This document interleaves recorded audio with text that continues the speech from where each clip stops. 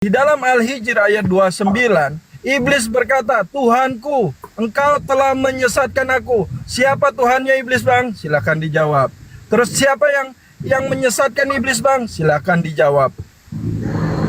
Loh, iblis itu dihukumi tersesat oleh Tuhan karena dia membangkang berbeda, apa yang diperintahkan oleh Tuhan. Begini, kalau iya dia tersesat. Kenapa? Ketika diperintahkan oleh Tuhan, dia membangkang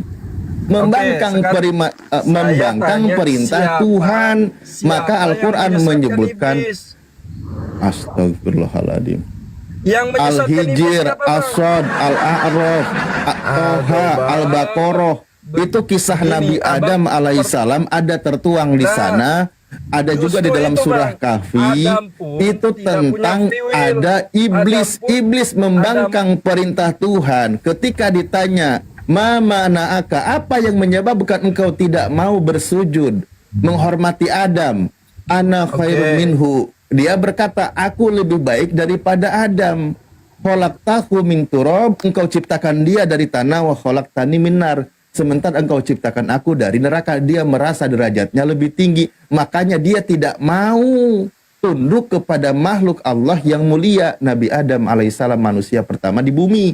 Nah, karena dia membangkang perintah Tuhan, maka tersesatlah iblis. Karena iblis dihukumi tersesat, dia berjanji di hadapan Tuhan akan menyesatkan manusia. Dia akan menyesatkan manusia dari jalan yang benar. Qala pabima agwaitani la'aqudanna siratal mustaqim. Karena dia sudah dihukumi tersesat, maka akan memalingkan manusia dari jalan yang lurus. Contoh. Oke, jangan panjang-panjang, Bang. Pertanyaan saya gampang, Bang. Saya jawablah itu. Ini pertanyaan saya, siapa yang menyesatkan iblis? Jawab dulu, Bang. Iblis itu dihukumi tersesat. Dia sudah jalannya sesat. Iblis dihukumi yang mutlak mengatakan dia tersesat itu Tuhan.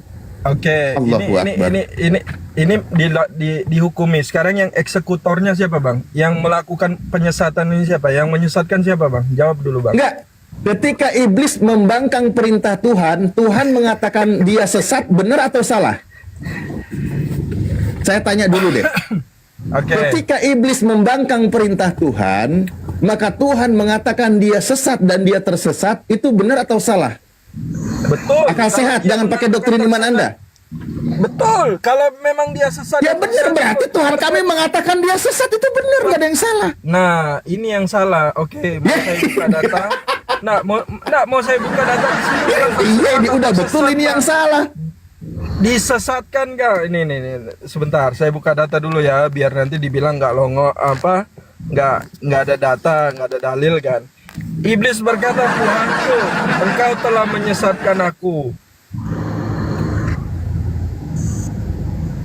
Kan tadi sudah jelas poinnya di Al-Quran tadi. Kenapa dia dikatakan tersesat? Ini baca, Tuhanku, karena engkau telah menyesatkan aku. Bukan beda, Bang. Bukan berkata, Tuhanku, karena aku sesat, bukan. Atau Tuhan mengatakan, hai kamu iblis, kamu sesat. Begini, Bang. Coba baca dari ayat sebelumnya. Iya, menyesatkan di situ bukan Tuhan membuat dia sesat, karena dia sudah membantah. Saya baca dari awal ya. Nih baca. Nih, ini teman-teman Kristen kalau belajar Al-Qur'an berusaha kritis. Oke, berarti kami punya PR 2, ngajarin Bible-nya, kedua ngajarin Al-Qur'an. Tapi Al-Qur'an mungkin tidak akan dia terima. Kenapa? Bible-nya aja banyak ditolak. Oke. Bismillahirrahmanirrahim. Baik, saya tunjukkan ayat Al-Qur'annya ketika Allah menciptakan Nabi Adam, kan gitu ya.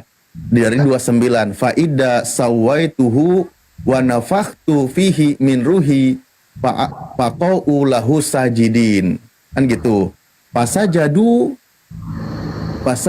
malaikatu kulluhum ajmaun illa iblisa aba ayyakuna ma'as sajidin. Di sini terjadinya pembangkangan iblis. Oke. Kenapa? Karena ketika diperintahkan bersama para malaikat untuk bersujud, dalam kategori di sini menghormati Nabi Adam atas perintah Allah, maka di situ illa iblis, kecuali iblis yang menolak. Nah, Qala ya iblis, malaka ala takuna ma'as sajidin.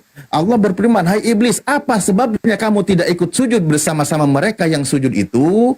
Qala lama akun li asjuda li basharin, tidak mungkin aku bersujud kepada manusia. Khalaqtahu min solsolim min hamim masnun.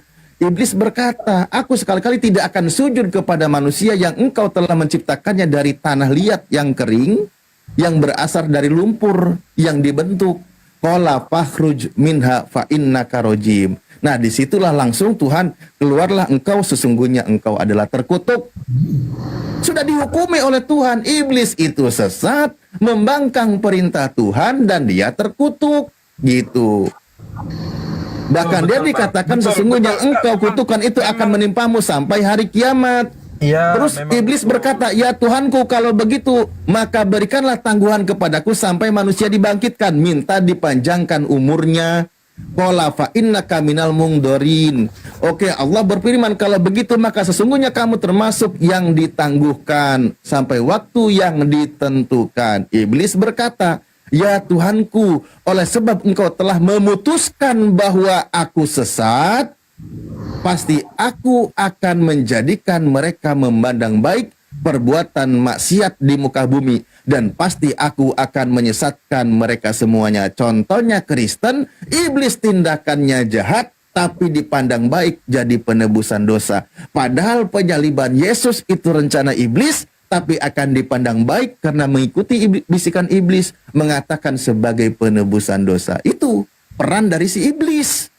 Qala Rabbi bima agwaitani. Iblis berkata, karena dia dihukumi tersesat, maka dia akan menyesatkan manusia. Contohnya Nah, ini teman-teman begini, Bang, Kristen. Sebentar, panjang abang panjang kali ini. Abang coba